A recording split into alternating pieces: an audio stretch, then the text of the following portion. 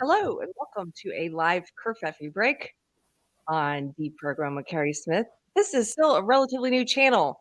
I realized I've started saying these things so I repeat them so often I don't think about what I'm saying anymore. This is a new channel. I'm thinking about that. And if you got here through the algorithm, please hit like and subscribe. And I have a couple announcements that I don't forget.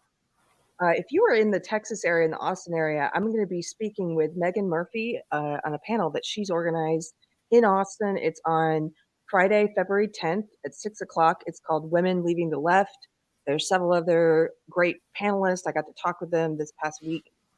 Different women with all different kinds of opinions. We had a discussion about abortion that was one of the most unique conversations I've had about that subject because there were so many women there who with different opinions, and we all managed to talk to each other without getting angry. So that was great.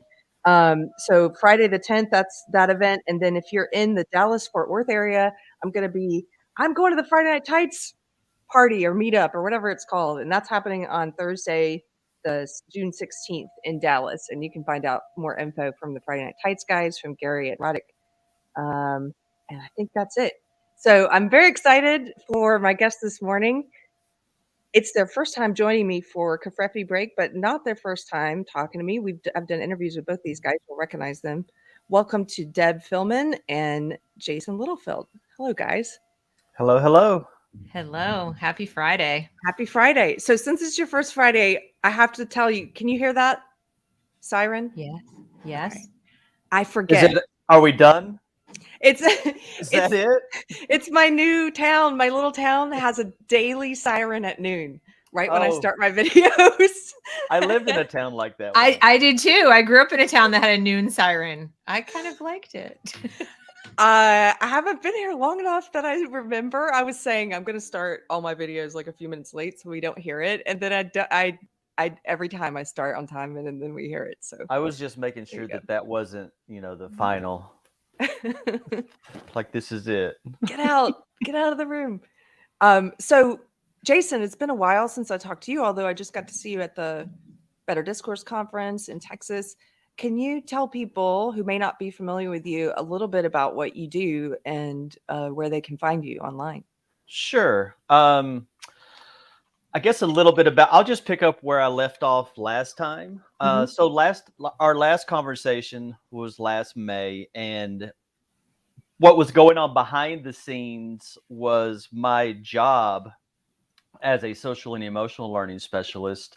That job position was being wiped away, and a new job description where I would have to put forth the ideology as part of my job was written into the job description. And I was in a position to where I had to reapply for my job. I would have been guaranteed to get that job back. So I chose to not reapply and to put a lot of energy into and quote unquote alternative DEI structure and SEL structure. And I've been working on a set of ideas to kind of replace what's in our culture right now. So just to clarify for what you're talking about, you're saying the ideology was being put into your job. You mean woke ideology? Ideology was I was having to put forth and abide by that ideology. Okay. And since then, you've been working on a lot of projects. Do you want to tell? Yeah, since then, I've also been asked. I'm a part of Free Black Thought, which is an organization that is really celebrating diversity of thought and doing some wonderful things. Mm-hmm. And then with Empowered Pathways, I don't know if we want to. Like, I've got a couple of events coming up, and I got a lot of things. Tell me about it. Stop right now. We got 2 hours and other things. Tell me about one of your events real fast, and then we'll get to Deb. So one of the events is it's in Fort Worth on July 16th. And what it is, it's a lecture discussion with me and Eric Smith. And we are introducing an idea called fourth wave anti-racism. We are advancing Ibram X. Kendi's definition and workings of anti-racism, and we're just elevating that conversation. We know a lot of people are looking, are tired of butting heads and are realizing that this is a political ideology and it's not meant for increasing human potential. So we're having a lecture discussion about that, a short break, and then is a concert by some amazing psychedelic funk hip hop artists, Cadillac Music. So nice. we're gonna, be thoughtful and celebrate and bring people together and really look to ignite something else in the culture. Not woke, not yelling at the woke, but let's unify and let's do something different. Let's elevate. So that's one of the events. Awesome. And then we also have Deb, who here, Deb Fillman. Deb, would you mind reminding people who you are and what it is that you do? Yeah. So first and foremost, I'm a mom, and I'm also a former teacher. And I have been speaking out about things that are going on in education in America, K through forever. And so I'm really trying to encourage people to think about the problems we have in education at a higher level. So like not down to, the classroom and the lesson plan, but more like why do we educate kids in the first place? What should an education be? And what we can fight this sort of system, or we can go that direction. And I'm more going in that direction of like, what should we be doing for our children? What do they need to thrive and succeed in life? And why don't we just take the energy, the money, the political capital, whatever it is that we have that we're throwing at a system that we're all dissatisfied with. When I say all, like most parents today are dissatisfied with it in some respect, and do what we need to do for our own kids. Like if somebody were feeding them from one mass kitchen, like the government food cafeteria or whatever, and they were withering and had rickets and whatever, we wouldn't just be screaming at them to start feeding them more nourishment. We would be going and finding ways to get them more nourishment. So that's what I'm trying to do, is just reacquaint parents with, first of all, what it was to be a kid. A lot of people have forgotten how kids actually think and function, because parents are being told a lot of hooey about what kids think, what kids want, what kids need. And you don't hear from the kids that much until they're teenagers and have already been under the government's wing long enough that you can't really trust what's coming out of their mouths because they're almost handpicked. They're speaking like the government. Exactly. And, just remember back to your own time. Would you want to sit in class and have these things happen to you? So, and then just to empower, I want to use my content to, I hate to use the word empower because it's overused, but to get parents to remember their parents, that they kind of signed up for this job and that it's an important job that they're capable of doing. Yeah. They absolutely are capable of it, that they've already taught their children a ton before they ever set foot in a school. And they just need to understand that they did that. They built that. And they are perfectly capable of continuing to do that, even if they only have a high school diploma, sometimes even if they don't have that. If you love your children and you want the best for your children and you are willing to engage and pay attention to your children, not every minute of every day, but just in terms of what they need, you absolutely can do this. So that's kind of what I'm trying to do. So I figured, because you guys are both working in education, working on things surrounding getting woke out of education, that we'll probably be talking about some recent things in the news. And I have a couple of things queued up. And then if you guys have things you want to talk about, great. Sure. Before we get into the education, though, I just wanted to show you guys this image because I think I'm the last person on the internet to see this. I know this was earlier in the month and the news cycle's like this. So this happened the first week of May. But Pirate, can you put up that picture? This is not related to education. This just cracked me up this morning. Scroll down just a little bit. Look at this.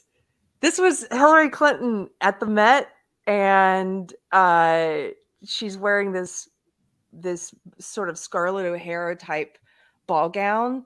And then she had this man who apparently his job, correct me in the chat if I'm wrong, his job was to follow. Oh, well, he's wearing a mask if you're just listening. She's not, of course. It's a black man. And his job was to follow her around and attend to the dress the whole time. And I just thought this was such a, I don't know, this image just, it grabs your attention. And if you scroll Maybe back up, he's her lady in waiting. You really shouldn't misgender him, Carrie. That's true. Maybe he's a I'm lady. sorry, but I mean, that's the level of absurdity we're at. It's is that you know, he could be her lady in well, that's what the ladies in waiting used to do in like royalty or whatever. But yeah, that to me captures a lot. And you know, you see the roses on the bush in the back. Yes, I think it's roses or red flowers. All I can hear in my head from the Disney version when I was a little kid is, she's painting the roses red. She's painting the roses red. Yes. And then I'm like, the freaking Alice in Wonderland and the Queen of Hearts painting the roses red. They were, we're painting the roses red. Off with their heads. Off with their heads. That's all I could think of is she's the queen of, I wouldn't say hearts, but you know, you get the joke. Look at this headline too. I thought this was a funny headline because I was looking this up to see, how did I even miss this? And I was looking to see what the news articles were saying about it. And one of the first headlines I came across was this one. It says, Met Gala 2022, Hillary Clinton's dress honors American women. I don't know what. Okay. I feel very honored. Thank you. Is it like the red for Handmaid's Tale or what exactly? They do things just so they can say, I think she had some special embroidery on it. That was, I don't know, supposed to be. Can't see it. Yeah. So there should never be a situation to where one human being is wearing a mask tending to the clothing of another human being not wearing a mask. Yeah. I mean, so if we can just look at it like that, and then when you add elements and layer of power that the woke like to talk about, and really look at it from the ruling class and the people's perspective, that's an accurate image of where we're at. And not only that, but it's tolerated, accepted, and applauded. Yeah. And because that type of behavior is tolerated, accepted, and applauded, it just continues another day, another week, another month. Yeah. And us plebes are just, oh, look at the dress. It's almost like, I don't know, you're not supposed to see the help, you know? Which is that old antebellum South. It's like, the help should be there, but not seen, not spoken to or acknowledged. It just has that really first class citizen, second class citizen kind of feel to it, these pictures. And there's a picture of, maybe Pirate can find it. There's a picture of Scarlett O'Hara when she's having her dress put on. Oh gosh, what was her slave? Yeah, by Mammy. And she's like tightening up the corset in the back. And it just made me think of this as sort of just someone there to attend to you. And yeah, it's also we've talked about this a lot on this show anyway, but it's like that Orwell quote from Animal Farm, you know, some animals are more equal than others. It's different rights for the elite, you know, the lack of the mask. The backstory could be, it could actually be something along the lines of, well, that person wasn't vaccinated and needed the job, so we allowed him to wear a mask because he wasn't vaccinated and she's vaccinated. I mean, they could have a million different things, but no matter how much you parse it, you still come down to, first of all, the optics suck. Yeah. And we all know that if that were Melania, forget about it. Yeah. Forget about it. Right. And then the other thing is, you know, we constantly hear how, you know, optics matter, impressions matter, things that you say, the cancel culture of, you know, but you said this, how does it look? You need to do it. But that's a double standard. It only applies to people with certain beliefs. And she obviously has the correct beliefs. Yeah. And so whatever the backstory is, because I bet there'll be defenders who say, well, but you know, it's because reasons. Yeah. I don't care. But they have a double standard. You're right. If this were Melania Trump, oh my gosh, this would be on the news cycle for at least 2 days. You know, it would be this. Or anybody that belonged to the R gang. Yeah, absolutely. Anyway, there was another image, and I can't find it right now, but it was somebody made a meme that said who wore it better. It was a picture of her and then Emperor Palpatine. Is that his name? I did that see is that. funny. I did see that meme. I It did was see good. that floating around. That's what the internet's good for. It's like, Yes. that's what I've reminded. It's not all terrible. There's like good memers out there farming these things for laughs. So, Sure. okay, there's Not all also, heroes wear capes. but some wear long red ball gowns that honor Yes. women. Yeah. I have a clip that I wanted to show you guys that I also saw this week, and this is education related, so maybe we can just start here. This you guys probably saw this. Libs of TikTok is doing great work on Twitter, uncovering a lot of stuff about teachers from their private TikTok videos to videos of parents who are speaking at city council meetings and school board meetings. And so there was this video that went out this week, and it was very similar to one that I had seen in another part of the country. So this one was from Nevada. This is a school in Nevada. I think the other one I saw that was like this was in, it was here in Texas. It was in Grapevine, Colleyville. There was a parent months ago who tried to read at the school board meeting some of the material that her child had been assigned, and they cut the mic on her and said it was inappropriate for her to read those words at the meeting, even though I guess they considered it appropriate for her child to have to read those things. So this is very similar. This is happening across the country. And in case you guys haven't seen it, let's just play this short clip. To my 15-year-old daughter at a local high school. This will be horrifying for me to read to you, but that will give you perspective on how she must have felt when her teacher required her to memorize this and to act it out in front of her entire class. I don't love you. It's not you. It's just, I don't like your dick, or any dick in that case. I cheated, Joe. I'm sorry. This is propaganda. Excuse me. I don't, thank you so much for your, comment. Forgive me. We're not using profanity. Are you? Okay. What? So they bleeped her because she used the DICK word Okay. twice. The teacher This, required my daughter to memorize this and read this pornographic material. excuse me, please don't engage with the audience. Okay. Sorry, So it's my please first time continue your here. public comment. Your time is, you've got 1 minute and 19 seconds. I ask you simply, this is a public meeting. I ask for decorum, and I'm asking Dr. Jara. Thank you so much, Dr. Jara. Yeah, so they If you end don't up, want me to read it to you, what was that like for my 15-year-old daughter to have to memorize pornographic material and memorize it and portray? Madam President, members of the board, staff's on this. We can have the region superintendent speak. thank you, Pirate. Yeah. That's, I mean, what I said, the kids are not in the mix here. Everything I've seen in the last 2 years tells me that the adults running public education and to a large degree private education right now are the children are an afterthought.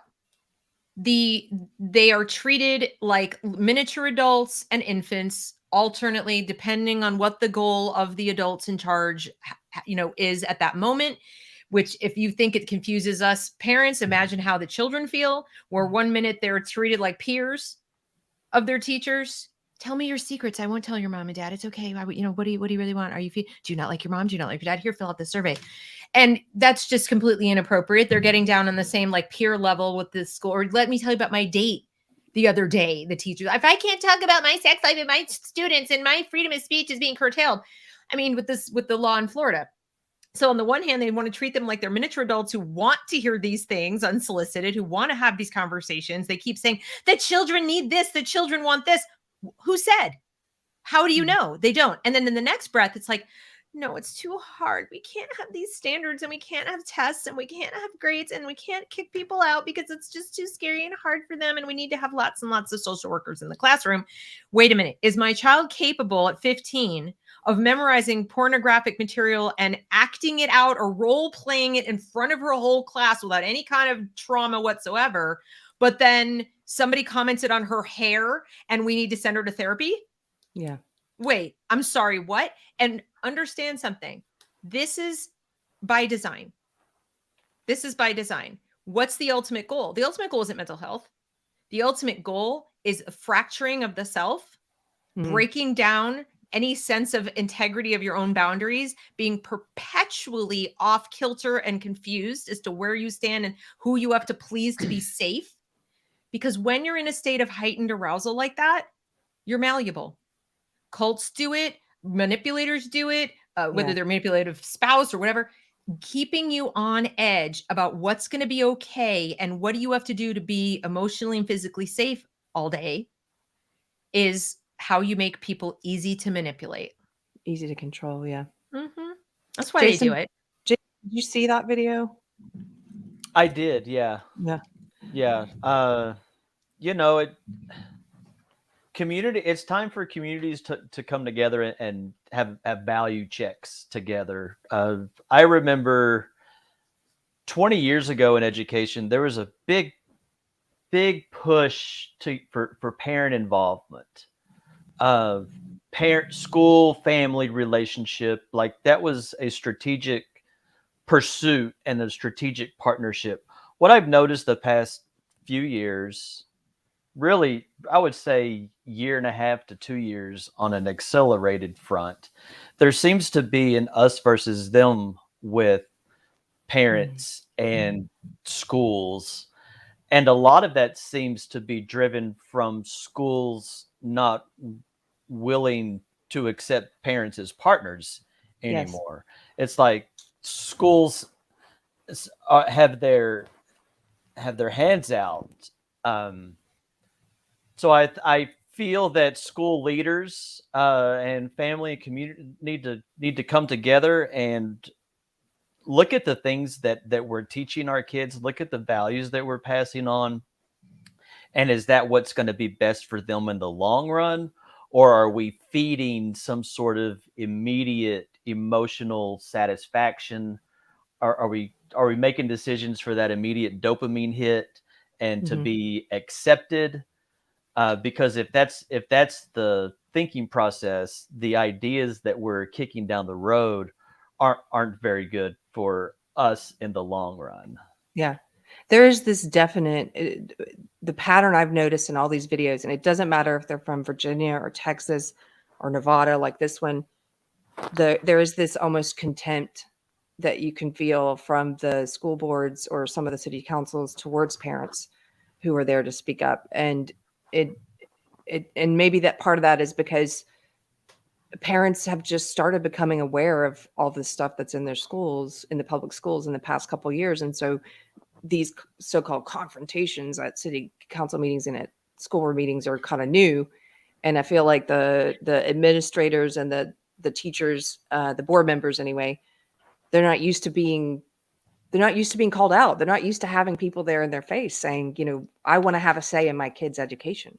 Right. And these meetings have probably been very boring until the past couple of years. and if you add in the ideological belief that if the school board are believers of the new ideology and the parents are not, there's this automatic, because adversarial. Because those that believe it do not have any respect or dignity or compassion or willingness to listen to those that do not. And there's an automatic, we are right, we know what's best, you don't know what's best or right, you're just an ignorant plebe. So if there's that type of barrier to communication, the result, there's not going to be any positive results, and the harmful practices are going to be continued. Yeah. I want to talk more about some of the stuff that you're working on now, Jason, but I do want to show one more video. I sent this one to you in Telegram Pirate. And this one, one, oh my God, sorry. Yeah. I've seen this. It I have bothers me not so seen much. this. So this is from a week or two ago. Again, news cycle so fast now. And this is one of those TikTok videos that teachers are making where they're putting it all out there and talking about what it is they want to do and how they don't view parents as part of the process. And so this is a teacher making I'll just let her speak for herself. Let's play it. Good morning, friends. It's Friday, and I usually make a TikTok on Friday. So today's TikTok is for two groups of people. One, to the kids I usually make TikToks with, and four, I'm sorry the cell phone policy has prevented us from making TikToks the past couple of weeks, and I certainly hope that sometime by the end of the year we can start making them again. Because I miss it, and I like seeing you guys in the hallway and talking about TikToks. Can you pause it there for a second? The second.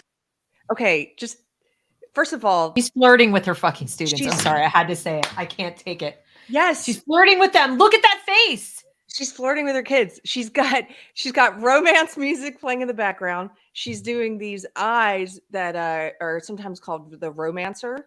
She's doing the romancer eyes at the camera, like she's flirting with the camera, and the audience, which is, she just said, the audience is her kids. This is for the kids I usually make TikToks with and for, and it's all the what is with this body language, this flirt body language. See, And she also says, and I miss it. I miss it. This is about her and her emotional sustenance. What? Maybe I didn't pick up that, but maybe that's why I'm single. I don't pick up on those things. Jason, Well, we're telling you, Jason. That's she's flirting. Okay. She's Jason, flirting. if a lady sends you a video like this, she's flirting with you. If she's doing a lot of this and a lot of, Okay. She Good tilts to her know. head to the extreme angle, and she talks about how she misses you. And I miss That's good it. to I know. miss you. But Yeah. it's not tilting your head to think, it's tilting your head with your eyes locked on the subject in that romancer way. So she's got the head tilt Gotcha. and the locked in, like I see that now. I see that now. oh my Yep. goodness. Okay. Kevin says, I'm with Jason. I don't get women. But Carrie, the other thing is the thing that is worth mentioning right about now is the other double standard. That if this woman were caught sleeping with one of her students, people would be twisting themselves into a pretzel to not call it rape. Mhm. Okay, they would be like, almost joking about how lucky the guy is, et cetera, and so forth. And now, of Mhm. course, if it's a woman, they'll probably be like, you can't judge.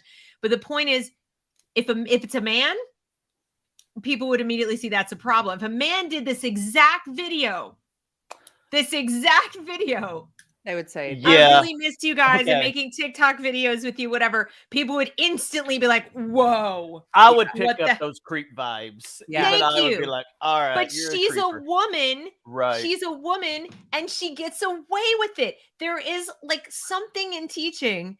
There's sort of a range of what people call nurturing. Mhm. And I'm sorry, it's grown too big. It's time to It's grown start way tearing down too the big. matriarchy. Yeah, it should not be, you're not the mommy and you're not the girlfriend. You're certainly not the wife, whatever the heck. Your relationship is still a position of authority above the Yeah. student, and there needs to be a level of emotion and neutrality there. That doesn't mean you're cold. It doesn't mean you're mean, but you must be a little bit dispassionate with the students as far as their emotions. Their emotions are theirs, and the last thing you do is project yours onto them. I miss it. I miss you guys. If a parent did that to their child and put their own feelings onto their child, you would immediately go, that's creepy. Yeah, it's so creepy. Okay, we're gonna finish playing it because this is first she addresses her student, the kids I usually make TikToks with and for, and I miss you and romancer eyes, and now she addresses the parents. Part of my message is for the parents who feel it necessary to complain to school about my TikToks. I'm not apologizing. I just hope you realize that I don't make the TikToks for you. I make them for the kids and with the kids because it's fun and it breaks up our day and it's fun. So, kids, I hope we can have fun again sometime soon, and I truly do miss making them with you. Have an awesome Friday, and have a super weekend, and be nice to your moms, because it's Mother's Day. After she just got done saying the parents who feel it necessary to complain, I don't make them for you and because it's fun. Yeah, well, I hate to break it to you, sweetheart. We don't send our kids to school to have fun with you Making or to TikToks. break up your day.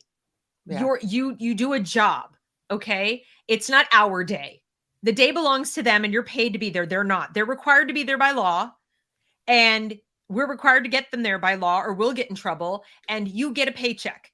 So no, this isn't about breaking up your day or having fun or whatever. If there's not an educational value to doing this activity, then you need to stop. If it's borderline creepy that you are getting into a strange peer-to-peer relationship with a child who is not your peer and you're blurring the lines and boundaries of their emotional safety, it's grooming. It doesn't have to result in a sexual advance for it to be grooming. There could be ideological grooming, emotional grooming. It doesn't matter. It's manipulative. Yeah. Sorry, I get very passionate about these No, things. that's fine. I'm just I still thinking believe they are about messing with our kids' heads. They are.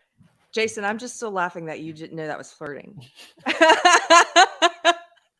At least all the behavioral cues. It's like that body language. There's a good show you should watch. It's called The Behavior Panel.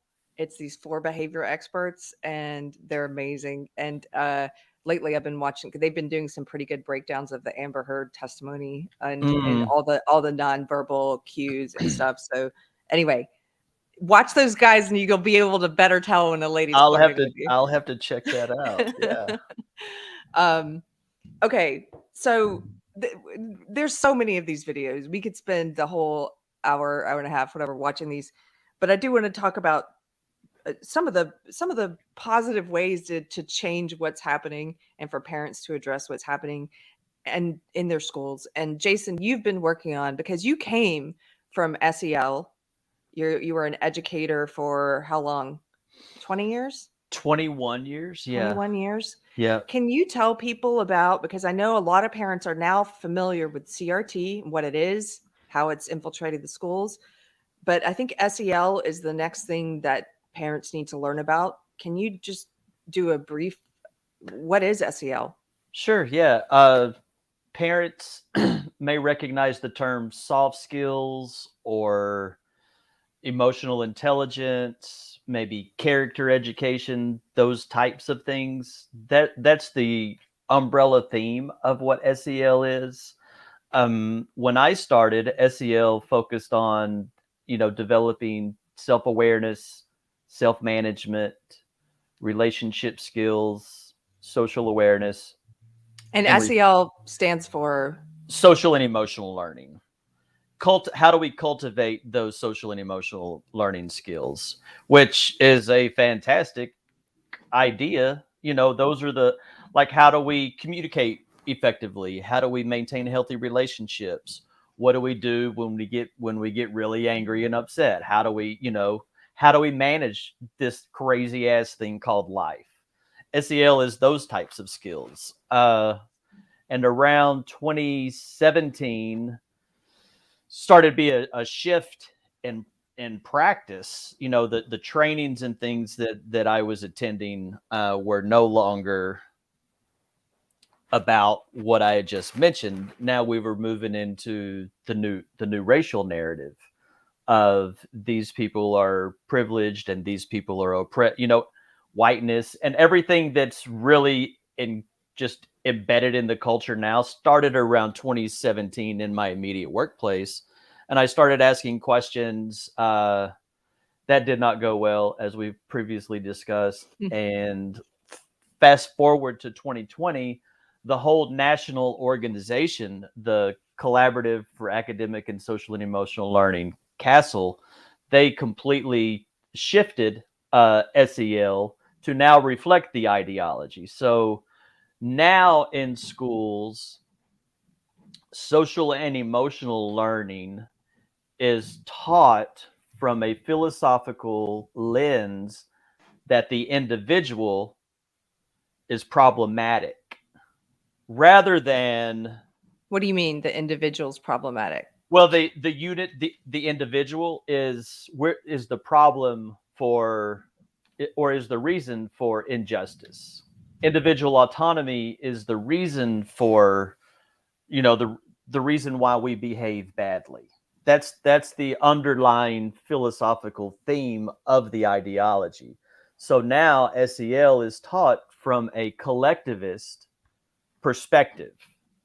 And Which is, what, I'll just interrupt for a second, which yeah, is what social justice is. It's a collectivist philosophy. right, It says you judge and treat people differently based on what group, what racial group they're in, what sex group they're in, what sexuality group they're in, etc. right. But so what I discovered just through looking at human behavior and really, what is the cause of racism? Because I was attending all of these trainings that kept talking, root cause and, hours and hours of these DEI trainings, but there was nothing ever there.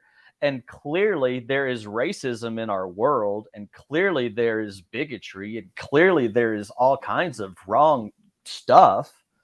So I started trying to figure, what is it? And it's essentially dehumanization. Like anytime we place somebody on the outside of the circle of us, we psychologically allow ourselves to harm those people. So when we absolve the individual into a group, we're automatically in our minds, in everybody's minds, allowing us to do harm, like real harm, not harm like I said potato and you prefer me to say potato. I mean like real physical violence, like what we see on the news when we see these tragedies that we see. It's because we're steadily increasing the human capacities for prejudice, aggression, and cruelty. Social justice, critical social justice, this intersectional Marxism, the successor ideology, whatever we want to call this thing in our culture, by the way it absolves the individual into a group and then puts the groups into conflict with each other over power and resources, it's never going to change. And it's the same old. It's the same old racism. It's like the devil got a new trick. It's the same old bad ideology, but with new packaging, because it's still like we need to divide people into these racial groups. Well, and it's not just white people against black people. If you look at let's take the rainbow flag and that whole organization. If you look at the fighting and splintering and lack of getting along within the inclusion community, it's not working, because even they are in conflict with each other over power and resources. So if we advance this thing has like 5 to 10 years to weed out of our culture, and it's going to take active pushing back, hey, let's do something different. Hey, let's start talking about it differently so more people will come talk about things like this with us. So is that why you're calling your event with Free Black Thought, you guys are calling it fourth wave anti-racism? We're calling it fourth wave anti-racism. Yeah. Because you think it'll attract some of the woke. We hope it attracts everybody. We hope that the notion of human dignity and strengthening our common humanity is appealing to everybody. That's a way. The biggest that I can make my circle of us is to include everybody. And until everybody is willing to take that on, it's to say, you know what, how big can I make my circle? Like, I don't give a shit what you believe, who you are, what you want to do. As long as you don't harm people, you're with me. I want you to go be happy, living your life in a way that is meaningful to you. Like, if we could get behind that idea, and how do we live and navigate in this society? Because there's other plans being made for us. And those plans are for us to be in perpetual conflict with each other, and for our children and grandchildren and great-grandchildren to be in perpetual conflict. That's what the philosophy says. Those plans also include us eating bugs. So Right. I've seen that. Yeah. Living I in have a- pods. I have a slide that Okay. might help people understand Oh, how yes. creepy this is. Okay, so what Jason was talking about is back in the day, the soft skills that he was describing, things like self-awareness, self-management, social awareness, relationship skills, responsible decision making. I bet when we say each of these, each of you in the audience comes up with something in your head of what that means, right? Well, did you ever think that self-awareness meant personal and sociocultural identities, recognition of beliefs, mindsets, and biases? Did you think that you're being self-aware was you sitting and ticking off your little intersectional boxes of what your externalized identities was? Because I never did. How about self-management? Stress management, self-care, perseverance, and agency. Okay, maybe that's part of it. Social awareness, perspective taking, empathy, and belonging. Perhaps. But you see, the problem is each of these can be turned to the group. Okay, it's like empathy. Why? I mean, you should have empathy, but social awareness doesn't automatically mean empathy. You could be the least empathetic person in the world and to begin to understand the social hierarchies in your environment and not feel inclined to feel empathy. You have to have empathy modeled for you. It's not something you can top down teach. Belonging. This is a word you're going to see a lot. They try to make the word belonging into some magical thing that, well, we all need it. And if we don't have it by somebody else's estimation, then bad things will happen.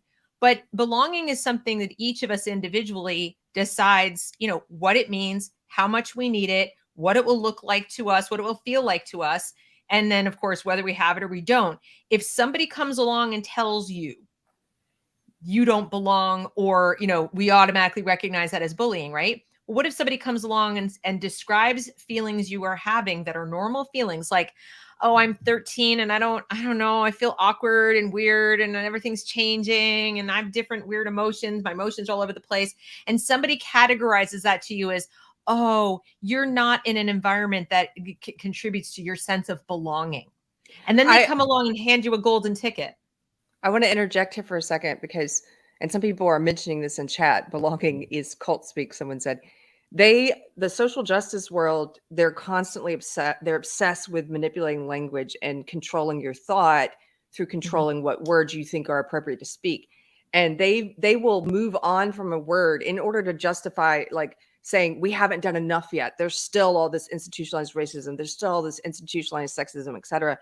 In order to justify that, they'll change the word. So it used to be diversity is what they were talking about having, whether it's in the workplace or in the school, it was all diversity, diversity, diversity. They went through this period where they said diversity is not enough. We need inclusion. Diversity, now we need inclusion. And it was all about inclusion. We've got to do more because we don't have inclusion yet. We have diversity, but not inclusion. And now they're switching to belonging. And you're right, Deb. I just wanted to underline what you said there. You're going to be seeing that word a lot. Inclusion's not enough. We need belonging. But there is no belonging. What? There is no belonging. Right. You belong to yourself. Well, and I mean, amongst these people that project this stuff, and there is no perspective taking. And there is all of these things. And I say that because some of the most awful treatment that I've received from other human beings were from social and emotional learning specialists that were even once upon a time friends, but the ideology came in. So there's not belonging. If you don't believe in the ideology, you don't. Well, I guess that's belonging. If you don't believe in the ideology, you don't belong. Yeah. And that's right. And that's not a healthy idea. That's not a healthy idea to, like, if you don't believe Coca-Cola is better than Dr. Pepper, then you don't belong. Whatever the idiotic idea is, but especially if you don't believe that the only way to solve human complexities is through this idea, then you're a bad person. Correct. Like that right there needs to be rooted out of every single working group, every single institution. I'm hoping that, because I know I was quiet for a long time, right? But in 2017, 2018, there wasn't but now that there's mass, like, what is happening? I'm hoping that people in their small groups will say, hey, let's, we've got to get this idea out of our system because it's damaging to us and it's just going to damage the future. Right.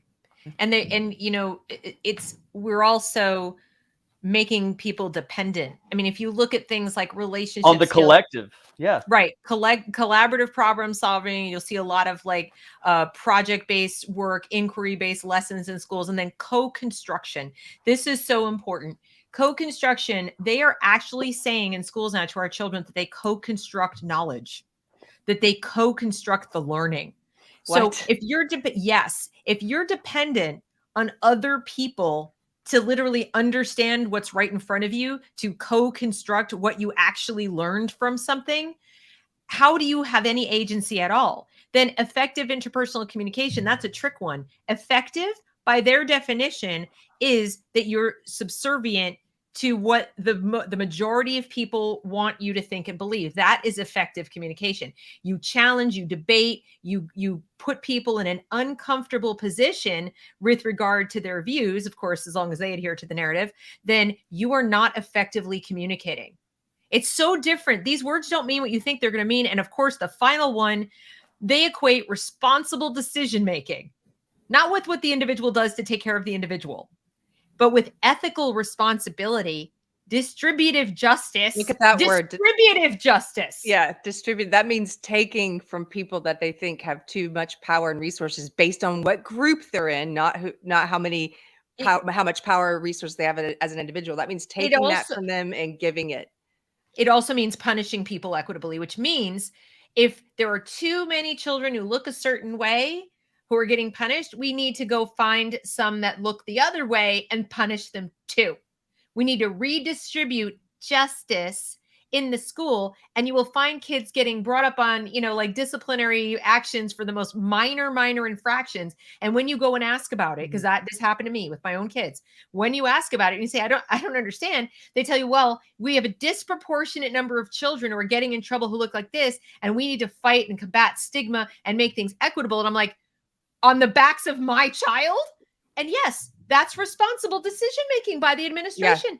Collective well-being in the school climate. Parents, when you hear that your kids have to take a survey or they ask you for permission to opt into a school climate survey, you say no. You say no. Yeah. Because that, first of all, it's data mining. And second of all of it is geared towards finding out who the holdouts are. Who are the alphas, who are the betas, and who are the gammas. That's what they're looking for. And if your kid is an alpha, if your kid has any kind of dominance in their personality or any kind of independent spirit or whatever, they're going to focus on how they can better crush it. Yeah. I know I'm not exaggerating. I'm sorry. That's the fact. You're exactly right. I talked to a principal about this. They get these numbers that he's being told to look at. These numbers where they say, like, we have a problem. We have a disparate racial or gender figures here in terms of tardiness or test scores. And so we need to change that. And how do they change it? They change it by, as you said, either increasing punishment on the group that's not as represented in the statistics, or by then saying, well, we are not going to punish this group because of their race or because of their sex. We're not going to punish them if they're tardy or if they don't turn in the homework or whatever, because we have to get our numbers looking correct. And it's complete sexism. It's complete racism. But they justify it because when you're in social justice, you're taught that the ends justify the means. And so as long as you think you're doing this for good, that it's okay. Well, let me interrupt real quick, Jason. Hold that thought. I'm way behind on these, so I just want to thank these people real quick. Vincent Ferrari, thank you. Gave us a super chat. I told him to come on because he made this necklace, and so I was like broadcasting. I was like, go to his website. He makes great things: woodworking, jewelry, all kinds of stuff. He's my friend. Yes, cool. He's my friend. Thank you for showing up, Kent. Hello, Kent. He says, could Deb riff a bit about Montessori? I want to make sure Jason gets his point in, but maybe at some point I could. Okay. Sure. We'll Oh, come back I to was that. just going to say the good side is if you believe that the individual has worth and value, then you should not be a social justice person. And that's how you know. Yes. Like if you believe that the individual, that every person is a unique and worthy individual, then you cannot be a social justice warrior. You cannot. So if you believe that the individual has worth and value and every person should be allowed to live their life in a healthy way, then you cannot be a social justice warrior. Period. Or advance social justice ideology, tolerate it, accept it. Not any more than you could be a white supremacist. Like, if you believe in the individual, you can't Right. be in a collectivist belief system. And I've been told that concept of the individual is racist.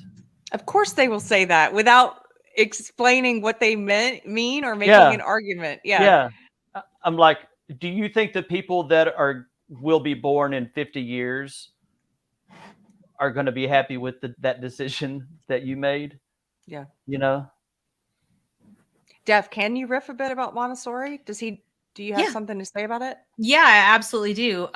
Well, for starters, I've done some stuff on my channel about Ayn Rand, and she wrote something in 1970 called the Comparchicos. And she referred to the progressive style of education as the Comparchicos of the mind. Comparchicos were written about by Victor Hugo. It was sort of, I don't know if they were real, but they were people who traveled around and bought children and then sort of mutilated them and made them grotesque for the entertainment of kings and dukes and things like that. They would buy them and sell them and basically warp their bodies. And she said that what she saw in progressive education is they were doing it to their minds and making them incapable of conceptualizing and understanding the world around them. And they were just more like little animals that, you know, could speak and talk and walk, but they really weren't capable of thriving. So in other words, their minds had been like tinkered with. And she spoke about Montessori as being the opposite of that. Because at the time, certainly in the 70s, and I actually went to a Montessori early school, like preschool, if you will. And I stayed there through what would have been the equivalent of, I guess, third grade. They don't really have grades in Montessori school, but till I was 8 years old, I was in Montessori school and I have nothing but phenomenal memories of it. What I liked about it and what I think Ayn Rand liked about it is that it is not play-based learning. In other words, it's not just learning where, you know, whatever the whims of the kid, you know, here's a bunch of toys, go play. And, you know, the kid's just roaming around like a little animal playing. There are sort of centers, little areas in the room, in the building, where whatever the school is, that are equipped with a lot of the things that provoke natural curiosity. And children are born learners. They're just absolutely born to like gobble up information and knowledge and touch things and play with things, whatever. So I remember there being a section for water and lots of containers that would hold water and pour water and measure water and do all kinds of things with water. And then there was one similarly with like fabric and scissors and all kinds of things you could cut. Now, mind you, this is for kids 3 to 5. All right. So, but I remember it so vividly. Art supplies, then other ones where we would build things. So we could build structures. And then we had a reading section where you could go and just read. And it was full of all kinds of books you could choose. I spent most of my time there. So we didn't have reading class or math class or whatever. But even by the time I was in what you would have said was first grade, I was already reading. I was already reading because I would spend the time that I wanted to spend in the book area. And of course, the teachers would provide leadership. So they didn't stand at the front of the room and say, and now you will do this, but they would have a story time and they would read to us to get our minds, curious about books. And then we would have designated time that we could go read, or you could just choose to go read. And they would come around and talk to you about what you're reading, and you have little conversations about what you're reading, and you'd see other kids reading, and same thing for playing with materials. And there was no sense of, I'm doing something wrong because right now I would rather read than go play with the water table. And then the kids playing with the water or doing little math things with manipulatives, they didn't feel wrong because they weren't reading. They just didn't want to do that right then, but they were going to do it, which is different from a progressive nursery school where it's kind of like we play and we do art projects and it's kind of like they actually direct what everyone's doing for an hour and then they direct, this other thing, but there's not a lot of, it's not geared towards real world experiences. It's more just pure play, free for all. And it's like a little wilding. The kids are like, my toy, give me that. It's like perpetual recess. So Montessori is a little bit, everyone thinks of it as unstructured, but there's sort of a hidden structure. At least there's supposed to be. And like a couple of quotes from her. She says, it's not enough for the teacher to love the child. She must first love and understand the universe. She must prepare herself and truly work at it. So leaving aside that she says her, because it could be anybody, but you really need to love life and think that the world is an amazing place worth learning about and living in. And you need to be that role model for the child. You're not just a classroom manager. My concern right now with the way Montessori has been implemented these days is that some of the schools calling themselves Montessori right now are implementing equity plans and taking on some of the progressive stuff, but calling themselves Montessori. So they're taking open classroom style, meaning we don't sit at little desks. They're taking the idea of having sort of centers of inquiry or whatever, and they're calling it Montessori without having the teaching staff truly trained in Montessori methods, Montessori understanding of child development, Montessori guidance and leadership plans. So it sort of surface looks like Montessori, but isn't necessarily Montessori. There's one in particular in DC that calls itself a Montessori school, but they have made social justice education like a centerpiece of what they're doing. It is now no longer Montessori because Montessori is by definition individualistic. It is by definition geared towards the unique talents, imagination, and growth of the individual child. This makes me think of how woke has infiltrated the church because it's the antithesis of the gospel, but you've now got some churches pushing it, and so it sounds like it's the antithesis of Montessori, but you've got some Montessori schools doing it. What are instead of the water area or the blocks area or maybe would they have like the privilege walk area, or is it well they will what they might be tempted to do is they might be tempted to put in the reading area all kinds of Montessori all kinds of Montessori, all kinds of social justice books and things like that. And so you have to look very, very carefully. Like, for example, there's something called the American Montessori Society. And it seems legit, right? Like, oh, that's great. But if I go there and I type in equity, up comes welcoming our new justice, equity, diversity, and inclusion staff. Wow. This would not happen. Maria Montessori would never buy into this. There's no way she would buy into this. So they'll call themselves something and parents might think, oh, so that's what Montessori is. No, better to go to something like the Montessori150.org, which celebrates Maria Montessori's legacy and everything that she stood for, and look up, her quotes and her history and things that she taught and read her books in her own writing. And I recommend this to homeschoolers, especially for your very young children. I think Montessori is a phenomenal method and of education. It works very well for a lot of kids. And but you're going to have to do it on your own these days. You're going to have to be very, very careful. Well, thank you. Thanks for taking us down the Montessori rabbit hole. I hope that's what he wanted. Okay. Let me speed through some of these real quick. Zato, thank you, sir, says Hillary's just like us. I bet she even has hot sauce in her purse. Yes. I've heard much about her hot sauce. Doc Savage. Thank you, Doc Savage. Gives us a super chat and says, I don't get it. That teacher was just trying to get laid. What's wrong with that?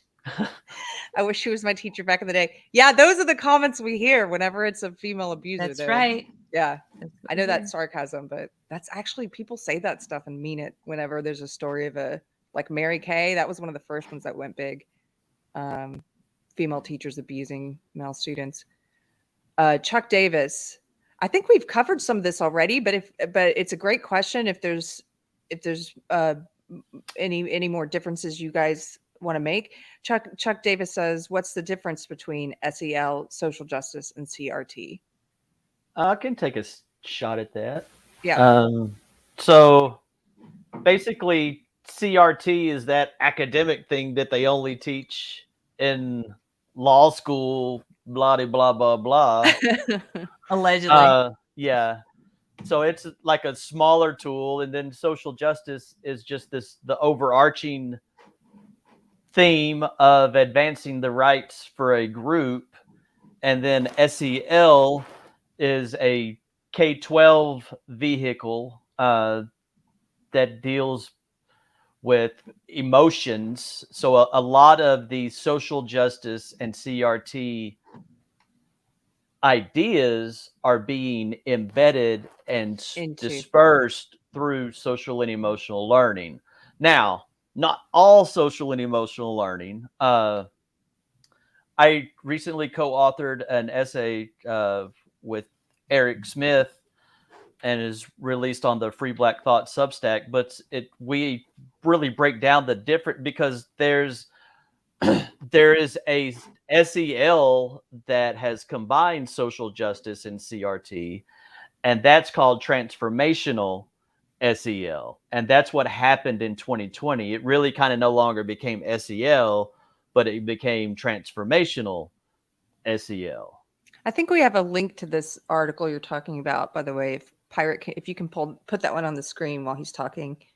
And if you're like, what the hell is what is this and this? And it's so confusing. Like, it's supposed to be confusing because it's kicking this can down the road. I heard the word equity being used. And now when equity is used, that means equal outcomes. We're putting forth a radical idea of equal outcomes. But this is really breaking down the difference of the type of social and emotional learning that Eric and I are doing through Empowered Pathways versus what's happening in the world. And the metaphor for that is Eric and I are essentially minnows swimming upstream in a hurricane tornado. But we're raising awareness of what is happening, because one thing, human beings are social and emotional creatures by our design. Like that's what we do. That's how we interact. That's how we learn. That's how we grow. We form relationships, and we get mad, and we bounce back. We do all that. So we're trying to, and in this moment, we're all in a social and emotional crisis. These past 2 years have been hell on our humanity. They've been hell on our well-being. They've really been hard on relationships. So we're kind of being broken down on the social emotional level. So what we're doing is say, hey, it's not all bad. And for people that actually are looking to increase their personal well-being and increase relationships and increase just feeling better and being better and working with each other and not having elements of shame and resentment and mistrust in our groups, because that's what social justice does. Mm-hmm. We've developed, my big dream is, if empowered humanity theory, that's what we call it. If empowered humanity theory were embedded in every single DEI, diversity, equity, and inclusion bureaucracy, and in every single social and emotional learning program, the woke idea, it would dissolve within 2 or 3 years. So if there was a way for me to get that into every single one of those bureaucracies, these six attitudes and practices, it would replace what's happening in our institutions. So that article, just so everyone watching knows, Pirate dropped the link to it in the chat, and you can find it at the Free Black Thought Substack, where Jason and Eric do a lot of their writing about these subjects. And way better writers than I are on there as well. There's a lot of that's a really, really meaningful and interesting Substack. I would encourage everybody to subscribe. I want to take a stab at this question too. And I'm going to try to make it concise, but my brain's not working very well today. So let's see. So social justice is a big, like, it's an umbrella, and underneath it you have all these different movements based on identity, because social justice is it's the broad overarching ideology that says we must judge and treat one another differently on the basis of these identity groups. And we have to redistribute power and resources on the basis of these identity groups. So under that belief system, they go and take all these different movements. They've tried to take civil rights movement. They've tried to take the feminist movement. They've taken anything that's based around identity, race, gender, sexuality, your size, like whether or not you're fat, or your mental health. They take all these identity categories, and all of that's under social justice. So critical race theory is just one of these. Critical race theory, that's also why we see queer theory in the classrooms now. They're pushing all of these different things. It's like, why is critical race theory connected to queer theory? Because they're both part of social justice. Why is it connected to this third wave feminism and gender ideology? All social justice. And what you said, that word vehicle, was great. SEL, the way I see it, it's a vehicle. It's something that already existed that they're now using. They're getting inside of it like a car, yep, and driving it to carry their social justice CRT stuff crap all over the school. And they're using other things as vehicles too. December 2020 is when they took over the SEL vehicle. Now, that essay that I shared, I've shared that with a Castle board member, because I'm trying to, I'm not just like, oh God, everything's bad. Like, no, we've got to really change things. So I shared that with a Castle board director, and he replied, y'all took a lot of care and made your argument well, but then did not accept a meeting with us to discuss our approaches. So what you're trying to do, just to tag off this idea of the vehicle, these people pushing social justice and critical race theory and queer theory and gender ideology and fourth wave feminism, all this stuff, they're using things like SEL as vehicles to get it out there. They're even using the hard sciences now. They're embedding it in math. They're embedding it in biology. But so what you're trying to do is interesting, because I view you as you're almost like the Trojan horse. Like, you want to get the empowered, what is it called? Empowered pathways into SEL, because it's the antidote for woke. Yes. Okay. And not just SEL, but diversity, equity. Like, every business organization and every school organization that is looking to increase their climate and culture and increase the well-being of the individuals within their organizations, and from a non-woke and from a the individual is bad and autonomy is bad point of view. Because if you're not equipping the individuals within your systems are going to be bad. Is kind of the bottom line there. So, we do, educator professional development and corporate trainings to hopefully get this out of the culture, because, we talked last time what the culture is, a dress rehearsal for the political. And we said that last year, and our movement, the movement for the individual and for sovereignty, has not made a lot of progress in the past year. Yeah. So I believe that it's time for us to really, really do things. And that's why I've kind of stepped up and like, hey, I'm going to plan these 2 events and let's see who comes. I'm hoping to impact, 1,000+ people. And then those people can go in their communities and say, hey, look, because we want to replicate them all over the country. The lecture and concert, that we feel that's a wonderful way. If we could get that show on college campuses, if you get people to come together and listen to some ideas and then celebrate with each other, we feel that's a good way to stop what's happening on the college campuses as well. We have to transform the culture. So we're Yeah. we're providing something new and something different for people that are tired of arguing on Twitter and let's make this change. Let's see if we can stop this thing that looks like there's no way in the world we can stop. Let's pull the biggest rope-a-dope in human history, I We love can your do it. optimism, and I love that you're like, we're gonna Trojan horse it, guys. Like, let's go in and let's take this in and sell it. And I do think the way you've named it is great because you are trying to attract everybody. And the problem is a lot of woke people are immediately turned off by certain things. And Yeah. and they've been taught not to engage with people who have different beliefs. And so you're using some of their language to make it feel safer for them, which is great. Well, and they really hate this. What first really shocked me was the rejection of our common humanity and the rejection of human dignity, and just seeing the woke people strongly and firmly reject that and call our common humanity a white supremacist idea. I was like, that idea needs to be out of our culture because that's damaging and that's clearly a political.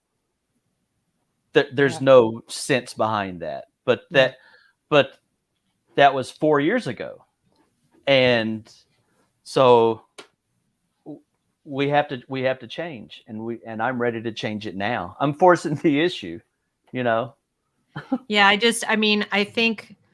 I think it's a great idea. I guess I'm just a little more black-pilled on Trojan horsing it. I think that the billions that are being made, especially on using federal funds to put SEL in the classrooms, and it's so closely tied to DEI that it's a prerequisite. In other words, if they are equating an equity focused or a social justice focused program with SEL, and SEL is with social justice, like I don't know that you can disaggregate that and sell them on it. And not to mention the fact that the big players who are already in this industry have got a lock on this money. They're huge. Yeah. I mean, CASEL is huge. In fact, the federal government through the Department of Education has CASEL as the standard. In other words, CASEL has to approve any social emotional learning program that goes into a public school in America, or you don't get the federal funding to pay for it, which is where the majority of the funding is coming from. And they'll have their own private donors that'll cover it. But guess what? They're all politically aligned with the people who are in Washington and so on. So it's big money. And I don't mean to be like a naysayer. I think the idea is good, but I would like to throw two other things out there. One is I think we need to question the premise that the things that Jason, that we're talking about, the soft skills, that they can be direct instructed rather than supported. When you were first doing it, Jason, I believe you were part of a tier of support in a school, correct? Where you had multi-tiers of support for students? Well, there was that system, but my role, I supported 9 different middle schools and high schools. Okay. I meant more like at the student level, there's tier 1 is the teacher, right? Tier 2 might be the school counselor, right? The school counselor is not necessarily a therapist or anything, but they've been trained in some of that and they deal with that. And then tier 3 would be your social worker dealing with outside the school and inside the school. And generally speaking, we didn't go into an entire classroom of 30 kids with tier 2 and tier 3 supports every single day. That wasn't on an as needed basis. Am I right? Right. Yeah. SEL, so I think of tier 1 as an intervention or something that's for like every single student. Right. And then you move up like whatever the needs. But yes, SEL is designed and should, and my firm belief is always it is a tier 1 intervention. It is a tier 1 process and practice, and it is not counseling and therapy. Right. And so what's happened is they've kept the tier 1 delivery, meaning to all the students, but they've changed the modality from, just kind of like we have classroom rules and we have certain things that we do that we adhere to. And then when there's a problem, like if there's a student who's, having issues, having feelings, whatever, there are things the teacher might be trained to do or the support person might be trained to do to help that student work through those feelings. But it is not a system where we're going to stop and we're going to have a survey where we go through the depression inventory for all 30 of you and take your emotional temperature every day. And that's what they're doing now with SEL. So my question is, I want to go all the way back and say, what about the schools like Michaela, school in the UK? I talked to the headmistress this morning and I asked her, I said, do you do this? Do you do any of this? She said, well, no, we don't do any of this. What they do is the teachers are trained to model character. The teachers are trained to expect good character. And the teachers are trained to identify these emotional challenges that are coming up and refer them. So in other words, you have professionals who are specially trained to deal with individuals who are having extra problems away from the prying eyes of their peers and in a way that is, tailored to what they need. But in terms of the classroom environment, we are not trying to perfect the emotional environment of the classroom before anyone learns anything academically. And what they're doing now is saying the kids can't learn until they're all mentally well. Well, good luck. I guess the kids are never going to learn because they're not all going to be mentally well. Yeah. It's not going to happen. We're going to spend all day in group therapy and maybe we'll learn some math by the end of the month. That's what they're doing now. And so I just want to question the premise and have more parents say, I'll tell you what, guys, when you get good at your primary mission of teaching them to read and teaching them math and keeping the discipline in the class such that the kids can think straight, and when not everything they're doing is on a Chromebook, when they can actually hold a pencil correctly at the age of 12, when they can read more than a Bob book by the age of 10, maybe you can delve into emotional care at the teacher level, at the tier 1 level. But until you guys get the tier 1 reading instruction right, maybe you need to back away from this SEL stuff because they've gone full tilt away from any kind of academic learning. And I think Jason's program would be perfectly tailored for those parents who either are busy like leaving the schools, creating their own schools, creating their micro schools or charter schools or places where they're already saying, we're committed to independence. We're committed to being individuals. We're committed to the founding principles of America. Yeah. And then Jason's program perfectly aligns with them rather than having to go banging our head against the brick wall of the people who don't want us. Yeah. Well, I figured, thank you for that, Deb. I figured this is a kind of a duh thing, but since social justice, they essentially blame bad human behavior for bad things that happen in the world. So it's like, well, how can we correct our behavior? So I came up with 6 attitudes and practices that if we practice those things day in and day out in real time over and over and over, that's what happens in our brains. We become what we practice. So if we're practicing compassion and kindness and awareness and dignity, and we are leading from a place of our core values versus our stereotyped identities, then we're developing ourselves in healthy, productive, compassionate ways that we've trained our brain to see somebody else as we see ourselves. So we're not going to harm those people.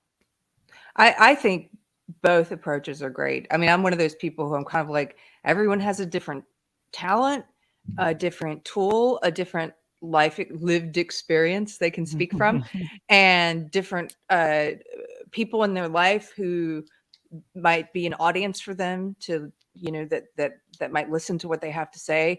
And so I think both trying to go in and change what's happening in SEL, while that's happening on one hand, you've got another hand over here saying, why are we even doing SEL until kids can read and do math at the grade level they're supposed to be able to do it at? Like, I think both of those are great. So, oh yeah. I mean, I wouldn't say don't do it. I'm just saying that when you run into somebody who says, like, we've got it covered, I think asking the question, well, why are we doing it anyway, may get them back to Jason's plan. Yes. I think that's a great point. So it's kind of like with some people, when they go too far down a path, you can't get them halfway back. You have to go like, let's go all the way back here, get them back in touch with why the good, as Jason says, most people are well-intentioned. Let's give them benefit of the doubt that they genuinely want to help these kids. Okay, let's do that. And then let's give them their argument. The kids need the help. All right. But until we get them back to the core principles or back to the core of like, what does help even look like? What is the underlying cause of their mental health problem? Like not feeling successful, not feeling like I can do what I need to do in school, feeling like I'm failing, feeling like, I'm dumb, whatever the things are, that's going to really hurt your mental health too, isn't it? Yeah. So, if you kind of go all the way back, maybe we get more people ready to hear what Jason has to say. And here's the good news. Even if that doesn't work, you've got a percentage of parents who are going, you know what? I really like what he's got. Let's go do it. You know what I'm saying? So, but I don't know that we get there by coming to the halfway point. That's my point. Sometimes you have to just kind of reel everybody all the way back. Cool. Let's see. Eve Barlow's Rotten Crotch. What is your name? Ooh, you're talking about language. You were talking about the little words. I'm just laughing at that username. Thank you for the super chat. Says they stole the word grape. And then Kent gave a super chat just to thank you, Deb, for discussing Montessori. It says that exceeded expectations. Thank you, Deb. You're so welcome. Thank you, Kent. And Andrew Joyner. Hi, Andrew. Gives us 10 lira. I'm kidding. I know it's not lira. I think that they redefined pounds, these, isn't it? It became a running joke because I didn't know what that was the first time I saw it. It's pounds. Yeah. I think they redefine these terms, CRT, et cetera, all the time. Whatever definition fits the best at the time to push the agenda. Yes. Well, not only do they change the definition, but they say it doesn't exist. It doesn't exist. Okay. It's good. Like I saw today, just today, to illustrate your point, Joy Reid was tweeting something about how she would love to be able to explain slavery to someone, but she couldn't because CRT is banned. Now, first of all, you don't need CRT to talk about the history of slavery. We never had CRT in school when I was a kid, and we learned about the history of slavery. But second of all, she's admitting CRT exists and that people are trying to take it out of the public schools. And then in her comments, she had supporters who were then arguing it doesn't exist and that it's not in the schools. And so it's a conflict. It's a stupid conflict. I majored in history and I was a history teacher, and I taught slavery. I taught every single horrible thing that happened in human history. I taught it from a perspective of this awful thing happened. Why did it happen? How can we avoid it? What principles did these things violate? And how can we, because I was told that's how we're supposed to use history. So when I see this stuff recently, like CRT isn't teaching real history, I'm like, that is absolutely not true. And if that's the argument that you're making, you don't know what CRT is. So that's another thing, is we have people advancing ideas that they don't even know what they mean. Most people don't realize that CRT is a neo-Marxist tool. So it's a tool that is designed to erode the individual. Mm-hmm. So why use it? If that's what the tool is purposed for, why continue to use it? They just get their marching orders, though, and they get their the lines that they're supposed to repeat. And that's why you see some of them, and they get contradictory lines to repeat. So you see some of them repeating the line that CRT is teaching accurate history about, slavery and racism. And then you'll have other people they're on the same social justice team who are like, CRT is only a legal theory and not even taught in school. Right. Yeah. Two more. These are not super chats, so I just want to put these on the screen. Kent, thank you, Kent. He says, hearing smart people have good conversations makes me very happy and optimistic. It makes me happy and optimistic just hanging out on Fridays and talking about the world with you guys. So yeah. And then Pirate Tomsky says, Dr. Pepper, I guess there was a soda war happening in the chat that I wasn't aware of. Pirate Tomsky says Dr. Pepper is like fizzy cough medicine, and Pirate Tomsky has now been fired. Just Dr. Pepper fan in the house. Spicy takes. Just an update. Pirate Tomsky. Well, I'm really appreciating having both of you here to offer your different perspectives on education, and I want to have you back again.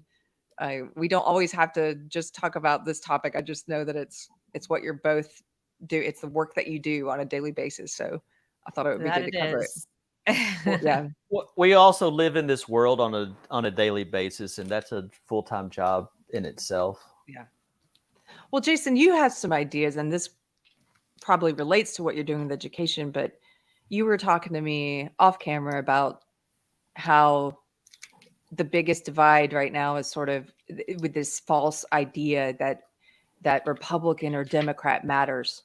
Oh You know? yeah.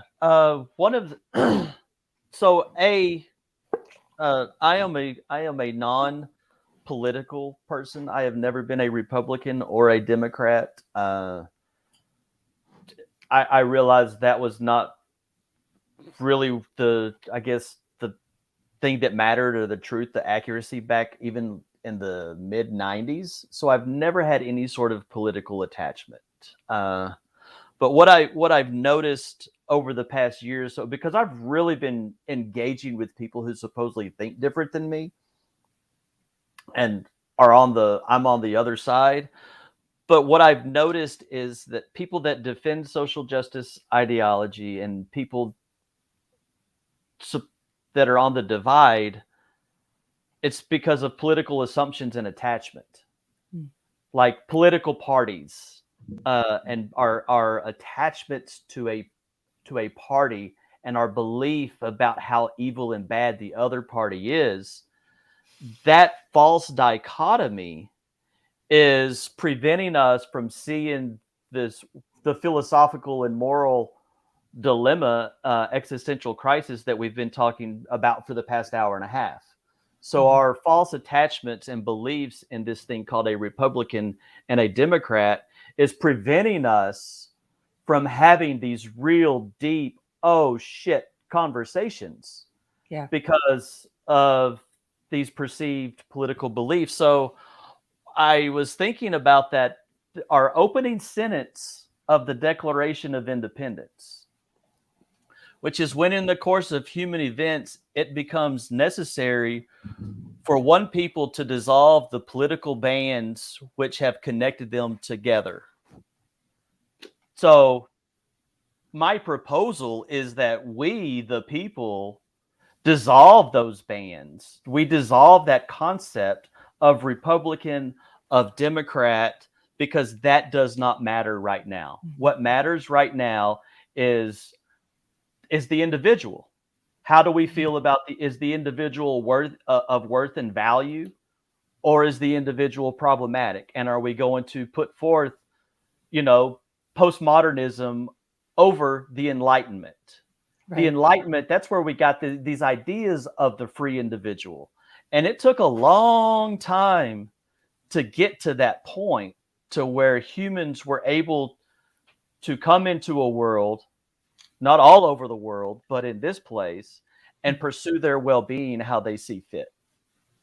Like that's what is at risk here. And a belief in Republicans and Democrats and engaging in that false conversation is allowing the ideology and the political philosophy behind it. Because, don't forget about old Klosh over there in the corner, and what's happening with when we hear politicians saying build back better all over the world.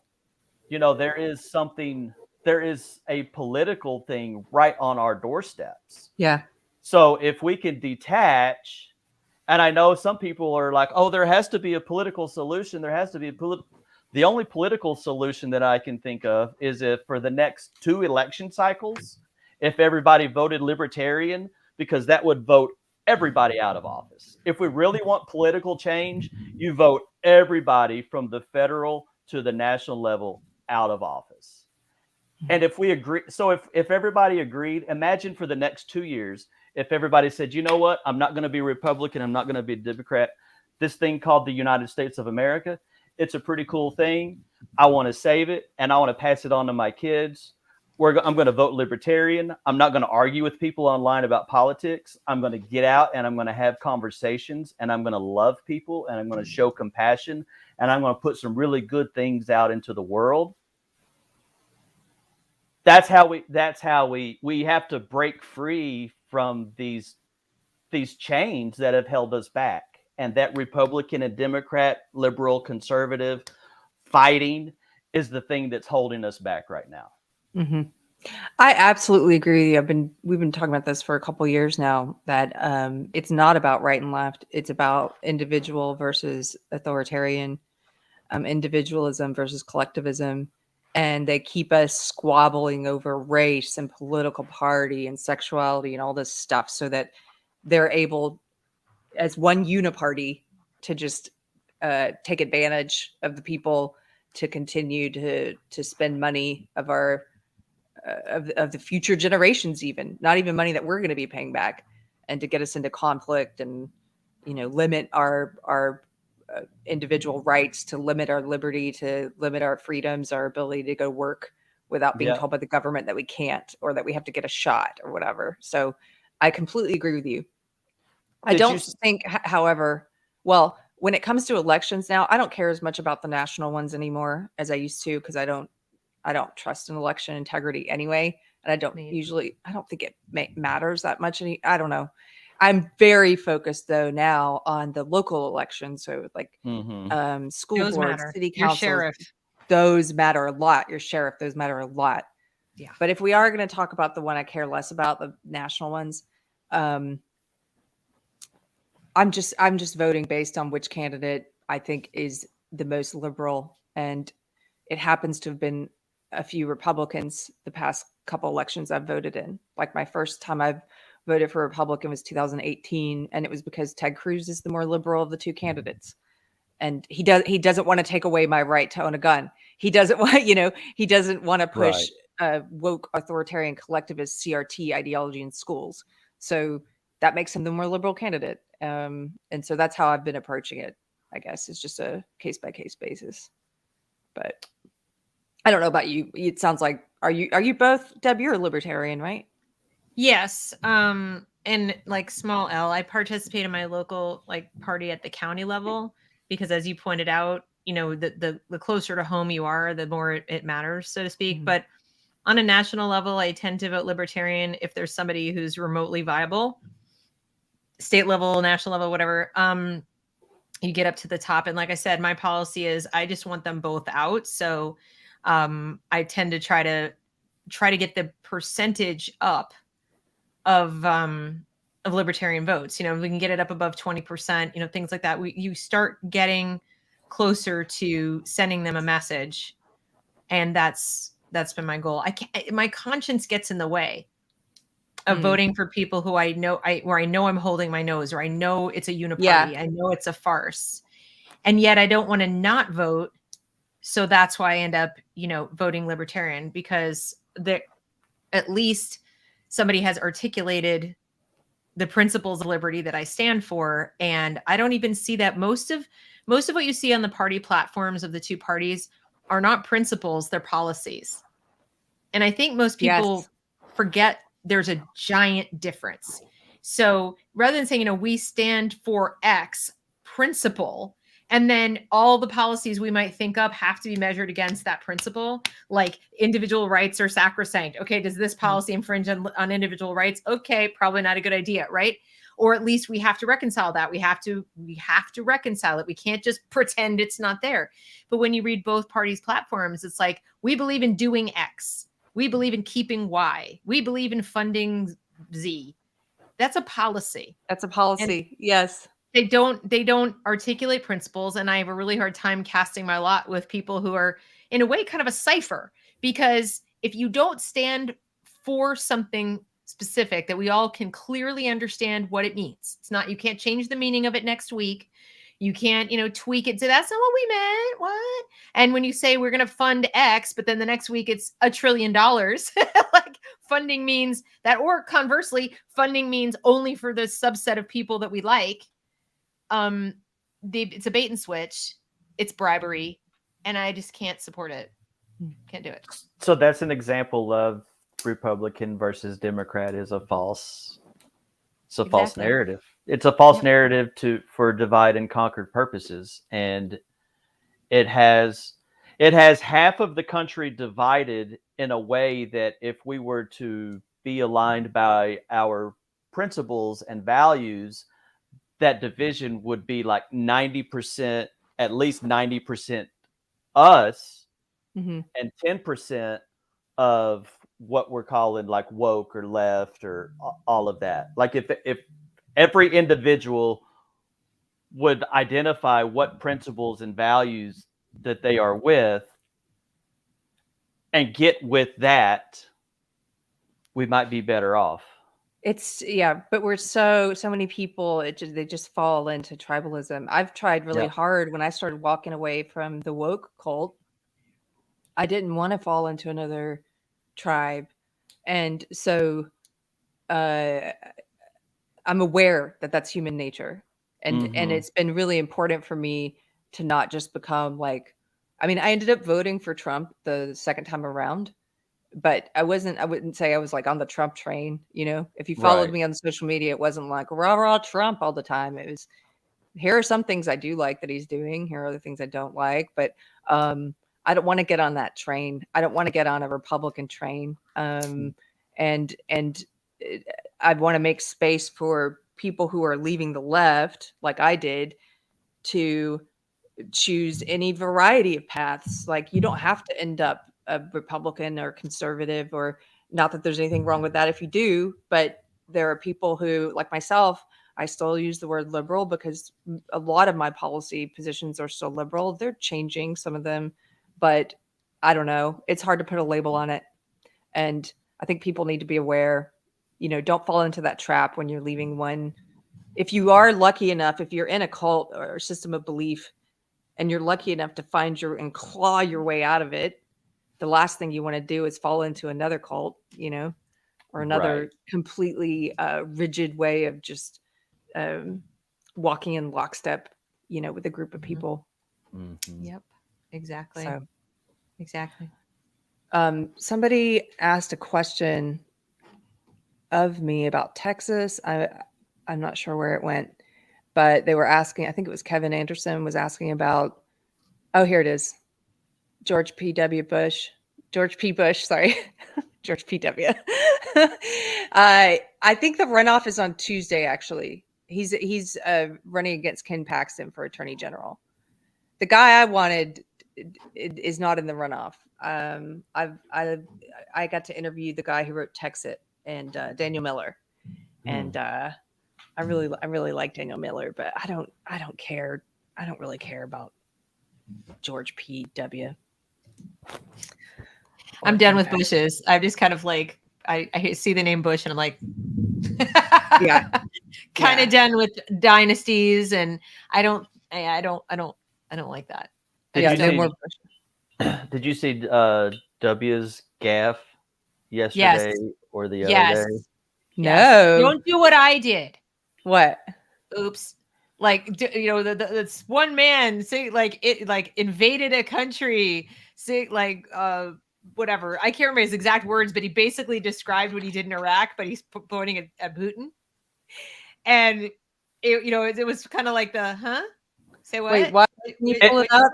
Can you pull it up, Pirate? Because I haven't seen it. Is it worth watching? Is it funny? Yeah, Okay, it'll be funny. No, I missed that. I didn't know he was still out and about making gaffes. I thought that was just Biden now. I mean, it's not even like a gaffe. It's more like it's not a gaffe like how Biden makes gaffes. It's a gaffe of the truth poked through. Yeah. Let's see. Russian elections are rigged. Opponents are imprisoned or otherwise eliminated from participating in the electoral process. The result is an absence of checks and balances in Russia, and the decision of one man to launch a wholly unjustified and brutal invasion of Iraq. Oopsie, that was the gaffe part. Oh, wow. Did people laugh? Oh, yeah, the crowd's laughing. 70. Wait, go back a second. I want to hear the crowd erupt when they realize what he said. Correct. Anyway. That's like uncomfortable laughter. Yeah. Oh, man. Yeah. Oops. So yeah, that was a gap. I'm sorry, I missed the part where he said Iraq. I thought he was just talking about one man invading a country, but he did say Iraq. And the other part, of course, that is funny is when he says, you know, the elections in Russia are rigged and political opponents are put in prison or otherwise prevented from voting. Yeah. And I'm like, no, that never happens. No, Like a of course lockdown. not. 2,000 or- mules. yeah. Whoopsie. Yeah, I mean, yeah, they're a little more in your face overt about it. They've got more practice. But this notion that we have in America that because we can't see it easily or we can't prove that it's happening, it's not happening. Come on, guys. Right. Come on. And it's happening all over the world. That's the thing. Come on. That's not what's happened. The woke culture and the political tyranny at the footsteps. It's not. It's America. It's Canada. It's all throughout Europe. It's New Zealand. It's Australia. The idea of the individual as a living being on this planet all over it. That's what's under attack. Yeah. Yep. You know, and if we can break the nonsense, get out of the noise conversations and figure things out in real time with each other, that's how we do the biggest rope-a-dope of human history. Yeah. I love that you call it that. I think it's I'm going to keep calling it the Trojan horse, but I like there you go too. Yeah. So I think we should start wrapping it up. We're almost at 2 hours, and honestly, I need to take a break for biological reasons. And I'm sorry. So why don't you guys? That's not allowed. No, kidding. I have about. This is public school. You may not go to the bathroom without permission. It's like 2 hour time limit, both on my brain functioning correctly and my bladder. So that's usually the remedies. Anyway, too much information. Why don't you guys remind everyone where they can find you online if they want to watch the stuff you're up to and read your articles? Deb, do you want to tell people first? Sure. So I'm at The Reason We Learn on YouTube, but I would like to make a plug for people to start using my Substack because they are throttling the living daylights out of me on YouTube. I had a wonderful interview today with that headmistress, Catherine Burblesing from the UK. It was nothing controversial at all, in my opinion. And yet you will be sitting there watching the white circle of death. They took a video I did yesterday about leveraging tragedy to propagandize children, and they removed it. They made it private because they accused me of pushing disinformation when I hadn't said anything other than it's probably not a good idea to get kids whipped into a frenzy about things that are dangerous and happen far away when they're very small. But apparently they didn't want people to see that. So I've been putting things over on Substack at thereasonwelearn.substack.com. I'm trying to keep up with keeping it, like as much stuff over there as there is on YouTube. But if you guys could start going over there, and also a little plug for support. I try to make everything publicly available because the content is sort of public service in a way. At the same time, support is greatly appreciated, if you know what I mean. Thank you. Cool. And Jason, where can people find you? Jason, there you go. Probably Twitter is a good place. Jason the THEE human, and also empoweredpathways.org. There's a contact there, and we've recently launched a GoFundMe campaign that is on my Twitter as well. We are hoping to impact 1,000 plus people with 2 events. Also, with the concert, we're hoping to get more youth involved and really ignite the youth about what we're doing.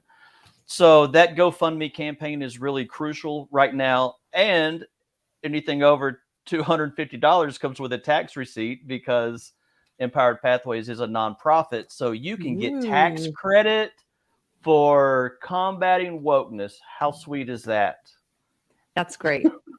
That's awesome. Everybody go check out Empower Pathways and your event, which is July 16th and then on the 18th. Okay, And cool. if you want some non-woke practices to come into your workplace or school or community, come on. If you're a parent or somebody needing help, wondering what's going on, I'm here for support, to talk to school boards, principals, help people try to find some calm in this moment. I love that. Well, thank you guys for being here. If it was your first time here in the chat, welcome. And if you've just been watching the videos and haven't subscribed, please hit subscribe. They do also throttle our subscription, so make sure that you're still subscribed. And then just a couple of announcements. Monday, I'm going to be hosting, I'm going to be doing Kerfefe Break with my friend Jared Bauer from Wisecrack. And that should be a really fun one if you guys were fans of the interview that I did with him about leaving Wisecrack. Anyway, he'll be here Monday. And then June 10th, if you're in the Austin, Texas area, I'm going to be speaking at the Women Leaving the Left event at the Austin Public Library with Megan Murphy and a panel of great folks. So you can find out more info about that in the, let's see, where should I put it, Pirate? I'll put it in the comment below the video.